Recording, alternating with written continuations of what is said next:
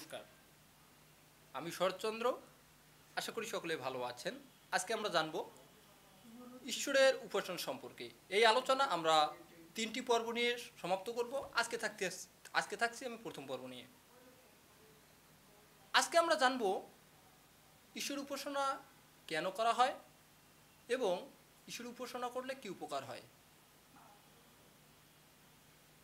আমরা উপাসনা করব কারণ ঈশ্বরের উপকারের জন্য এবং কৃতজ্ঞতা প্রকাশ করতে, আত্মশুদ্ধি এবং মন ও ইন্দ্রিয়গুলোর উপর নিয়ন্ত্রণ রাখতে, খারাপ সংস্কার নষ্ট করতে, ঈশ্বর প্রেরণায় ভালো সংস্কার সৃষ্টি করতে, শুভ ও নিষ্কাম কর্ম করার অনুপ্রেরণা পেতে, উত্তম আচরণ অনুসরণ করতে, প্রাপ্য ঈশ্বরীয় গুণসমূহ অর্থাৎ সদ্গুণ অর্জন করতে,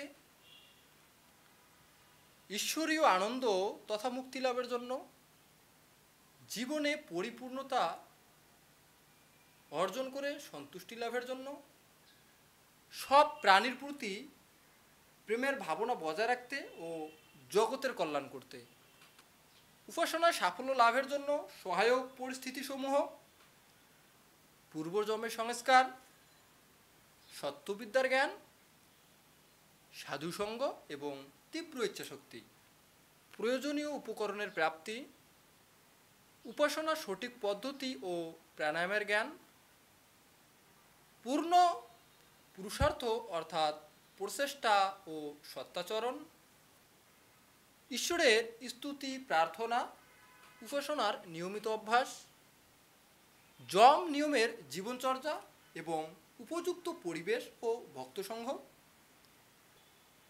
আজকে এই পর্যন্তই থাকছি, আগামীতে দ্বিতীয় পর্ব নিয়ে। সবাই ভালো থাকবেন। নমস্কার সবাইকে।